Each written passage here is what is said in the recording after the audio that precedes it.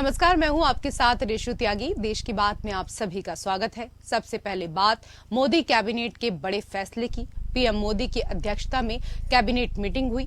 इस मीटिंग में कई बड़े फैसले लिए गए हैं। इन फैसलों के बारे में हम आपको बताएंगे। शरद पवार और अजीत पवार की मुलाकात के बाद महाराष्ट्र की राजनीति में हलचल मची हुई है।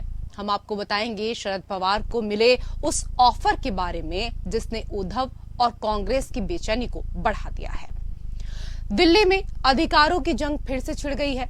दिल्ली विधानसभा के विशेष सत्र की आज शुरुआत हुई, लेकिन इस सत्र को बुलाने पर एलजी और केजरीवाल सरकार आमने सामने आ गई। क्या है पूरा मामला, उसकी भी आपको जानकारी देंगे।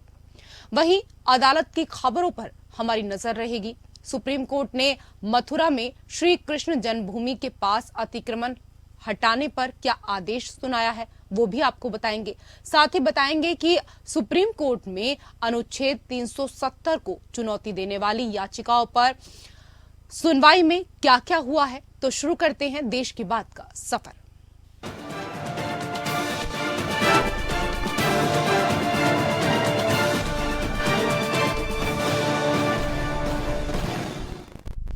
केंद्रीय कैबिनेट की बुधवार को हुई बैठक में प्रधानमंत्री ई बस सेवा और विश्वकर्मा योजना को मंजूरी दी गई है। पीएम विश्वकर्मा योजना के तहत लोगों के पारंपरिक कौशल को आर्थिक मदद दी जाएगी। इस योजना के तहत तय शर्तों के तहत 1 लाख रुपए तक का लोन दिया जाएगा। वहीं ई बस सेवा के तहत देश भर में लगभग 10,000 नई इलेक्ट्रिक बसें उपलब्ध कराई जाएंगी।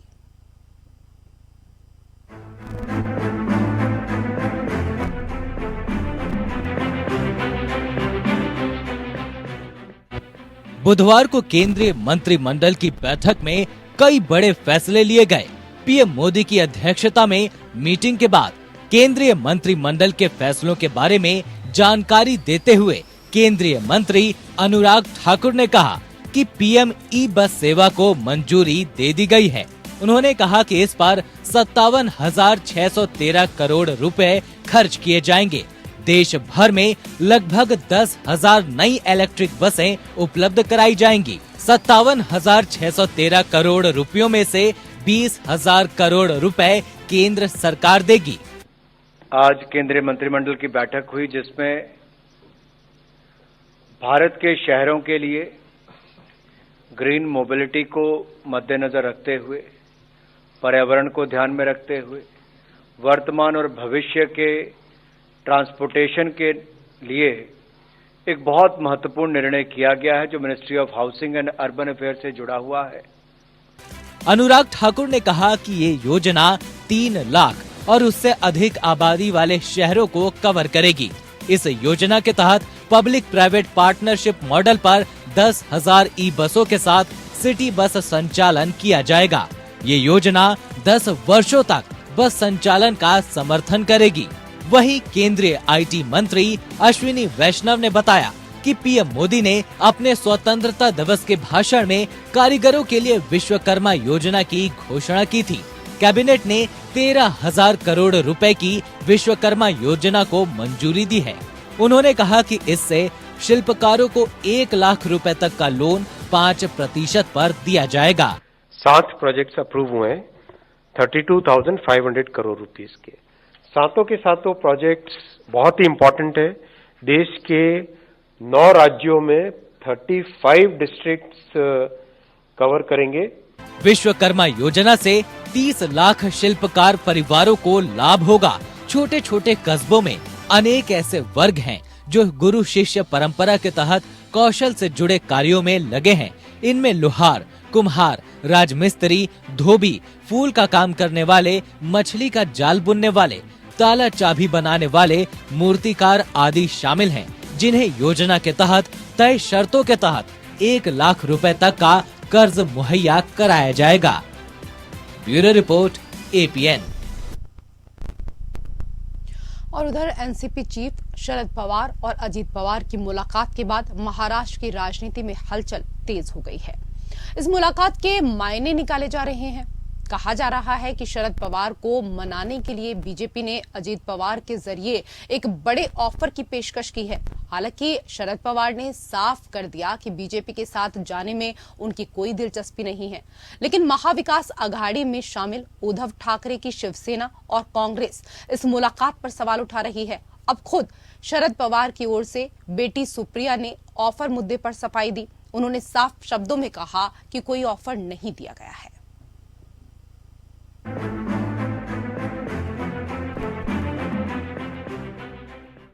महाराष्ट्र के सियासी महाभारत में कौन दोस्त है और कौन दुश्मन, ये समझने में सियासी पंडित भी चक्कर घिन्नी खा रहे हैं। कभी दोस्त दुश्मन बन जाता है तो कभी दुश्मन में दोस्त नजर आता है।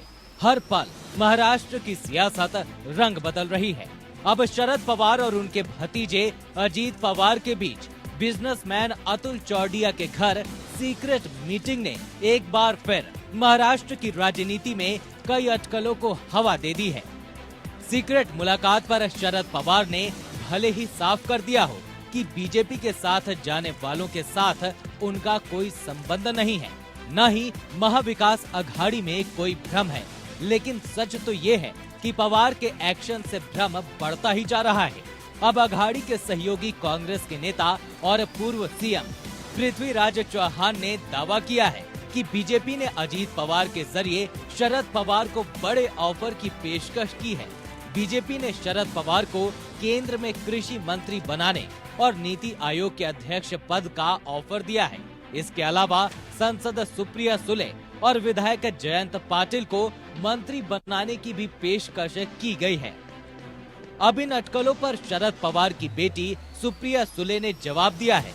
उन्होंने साफ शब्दों में कहा कि कोई ऑफर नहीं दिया गया। आपने मुझे सीधा सवाल किया है, मैं आपको सीधा जवाब ही दूंगी। मुझे किसी ने कोई ऑफर नहीं दिया है।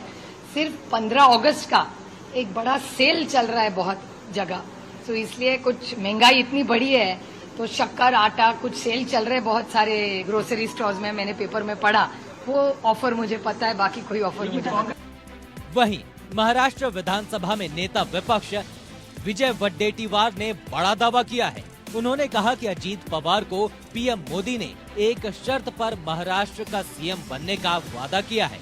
उनके मुताबिक पीएम मोदी ने अजीत पवार से कहा है कि आप सीएम बनेंगे जब आप शरद पवार को साथ में लेकर आ जाएंगे।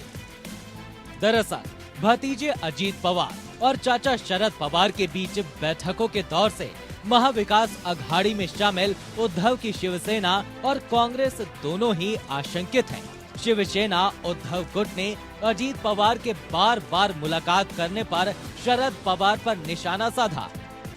शिवसेना ने अपने संपादकीय सामना में लिखा, डिप्टी सीएम अजीत पवार बार बार शरद पवार से मुलाकात के लिए जा रहे हैं। मजे की बात ये है कि शरद पवार किसी मुलाकात को टाल नहीं रहे हैं। कुछ मुलाकात खुले तौर पर हुई तो कुछ गुप्त रूप से हो रही है, इसीलिए लोगों के मन में भ्रम पैदा हो रहा है। भले ही अजीत और शरद पवार की मीटिंग को लेकर शिवसेना ने सामना के जरिए प्रतिक्रिया दी हो, लेकिन शरद पवार को केंद्रीय मंत्रिमंडल में जगह देने की पेशकश की खबरों पर संजय राउत ने कहा कि अजीत पवार इतने बड़े नेता नहीं हैं कि वो शरद पवार को ऑफर दे सकें। अजीत पवार इतने बड़े नेता नहीं है कि शरद पवार सबको ऑफर दे सके। अजीत पवार को पवार साहब ने बनाया है, पवार साहब को अजीत पवार जी ने नहीं बनाया है। 60 साल से भी ज्यादा समय पार्लियामेंट्री पॉलिटिक्स में पवार साहब ने बिता चुके हैं। महाराष्ट्र के 4 बार मुख्यमंत्री, केंद्र में मंत्री रहे बार बार। उनका जो कद अवदाय बहुत बड़ा है। तो ये अजीत पवार, हसन मुश्रीफ, ये जूनियर लोग हैं, पवार सबको ऑफर देंगे। ऐसा कभी होता है क्या राजनीति में? इस बीच महाराष्ट्र की सियासत में इतनी हलचल मची हुई है कि तमाम सियासी समीकरण संदेह के घेरे में हैं। तमाम शंकाओं के बीच अब उद्धव ठाकरे एमवीए के काम और सीनियर पवार की गतिविधियों को लेकर कांग्रेस नेता राहुल गांधी से मुलाकात कर सकते हैं।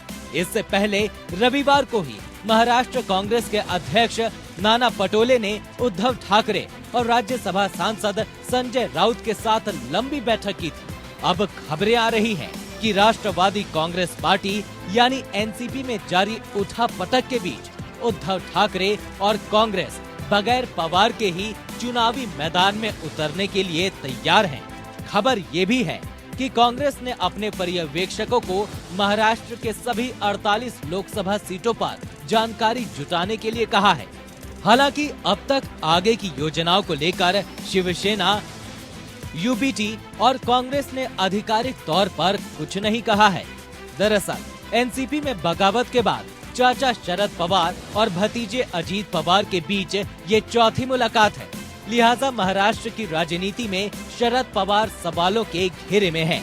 भले ही शरद पवार लगातार चल रहे इन भेंट मुलाकातों को निजी मामला बता रहे हों, लेकिन महाराष्ट्र के सियासी गलियारों में इस मुलाकात को लेकर कई सारे कयास लगाए जा रहे हैं। क्या शरद पवार अपने भतीजे अजीत पवार को वापस लौटने के लिए मनाने की कोशिश कर रहे हैं, या फिर शरद पवार भी एनडीए का हिस्सा बनने जा रहे हैं? ये वो सवाल हैं जिनके जवाब में कई सवाल निकल आते हैं। Bureau report, APN.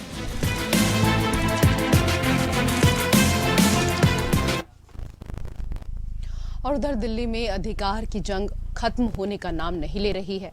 पहले दिल्ली में अधिकारियों पर अधिकार की लड़ाई लड़ी जा रही थी, जिस पर संसद ने केंद्र सरकार के पक्ष में अपना फैसला दिया।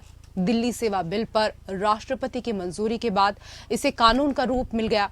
दिल्ली सेवा कानून के बाद अब एलजी फिर से दिल्ली के बॉस बन गए हैं, लेकिन दिल्ली की केजरीवाल सरकार द्वारा एलजी की सत्ता को चुनौती देने का सिलसिला जारी है। अब दिल्ली विधानसभा का विशेष सत्र बुलाए जाने पर जंग छिड़ गई है। केजरीवाल सरकार ने विशेष सत्र बुलाया तो एलजी ने इस पर आपत्ति जता दी। वहीं आज सत्र के पहले दिन बीजेपी विधायकों ने भी नियम विरुद्ध सदन का सत्र बुलाने का विरोध किया, तो आप ने पलटवार करते हुए कहा कि विधानसभा सत्र बुलाना स्पीकर का विशेषाधिकार है, एलजी की अनुमति जरूरी नहीं।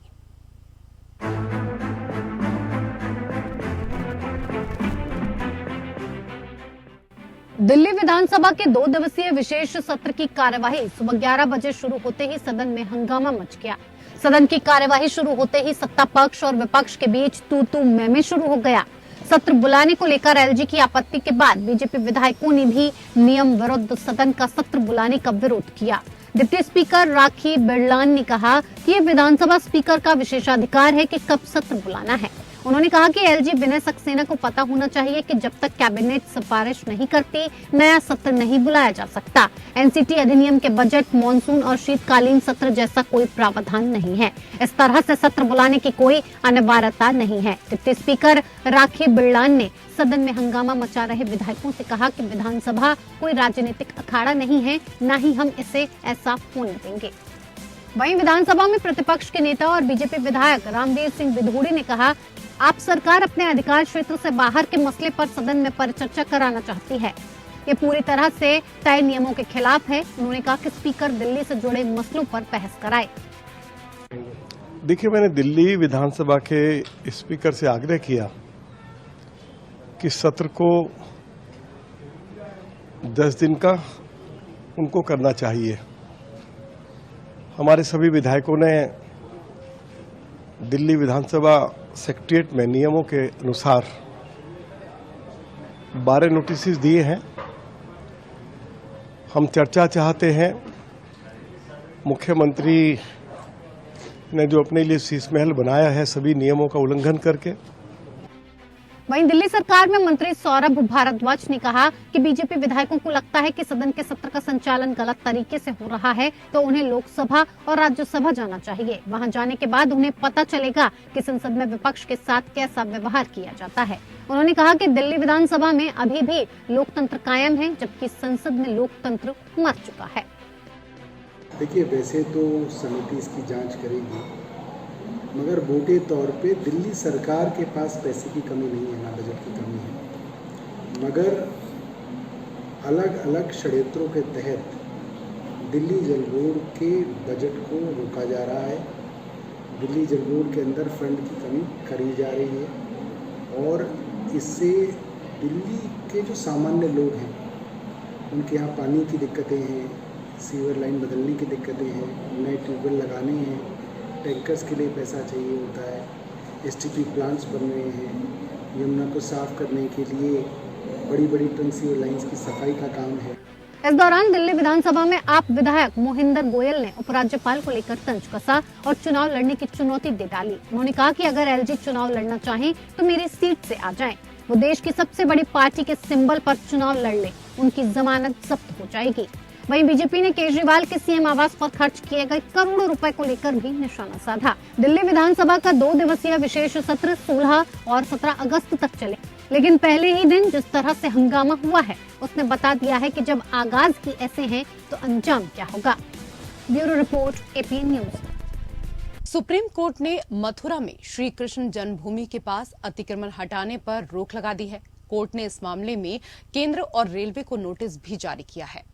कोर्ट ने 10 दिन तक स्थिति बरकरार रखने का आदेश दिया है। सुप्रीम कोर्ट ने अगले हफ्ते इस मामले पर अब सुनवाई होगी। मथुरा से वृंदावन के बीच मीटर गेज रेल ट्रैक था। उत्तर मध्य रेलवे ने इसे बदलकर ब्रॉड गेज करने का फैसला किया है। ऐसे में मथुरा शहर में स्थित नई बस्ती से अतिक्रमण हटाया जा रहा है। 600 मीटर के दायरे में बसी इस बस्ती में करीब 200 अवैध अतिक्रमण चिन्हित किए गए हैं। अतिक्रमण हटाने की इस कार्रवाई के खिलाफ सुप्रीम कोर्ट में याचिका लगाई गई थी। याचिकाकर्ता की ओर से वरिष्ठ वकील प्रशांतो सेन ने कोर्ट में कहा था कि इस कार्रवाई में 200 घर गिराए जाने हैं और इससे 3000 लोग प्रभावित होंगे। याचिकाकर्ताओं ने तर्क दिया था कि उनके पास रहने के लिए कोई अन्य जगह नहीं है। वो 100 साल से अधिक समय से इस स्थान पर रह रहे हैं।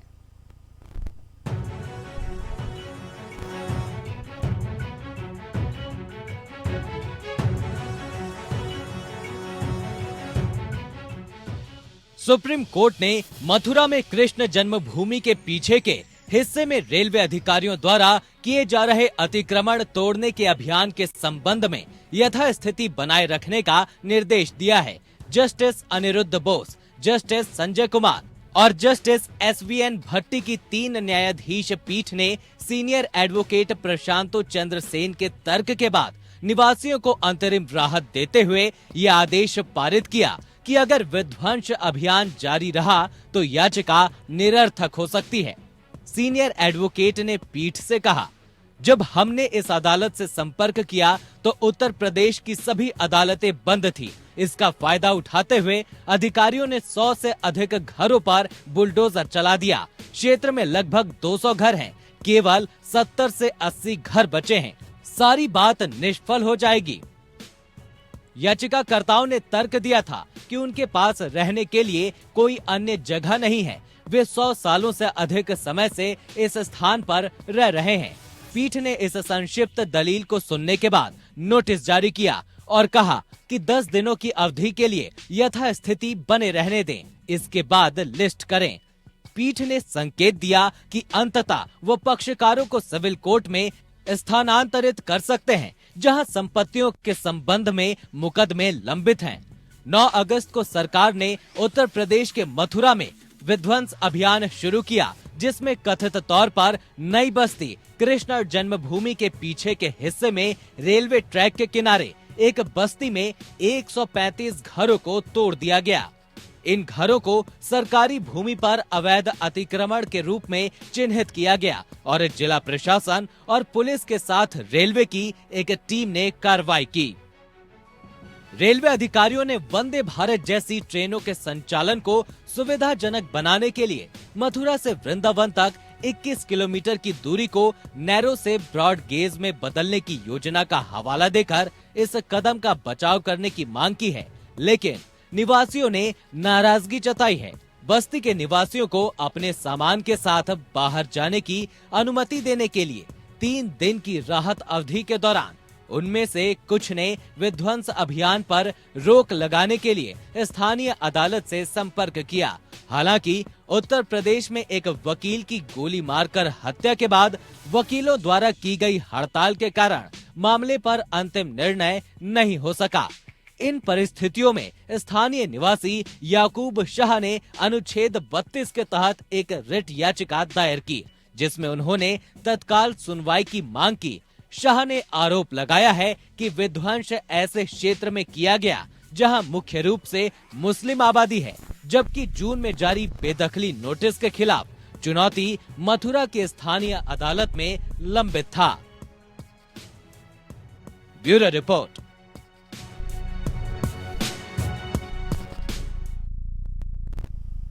देश की बात में मेरे साथ फिलहाल इतना ही। नमस्कार।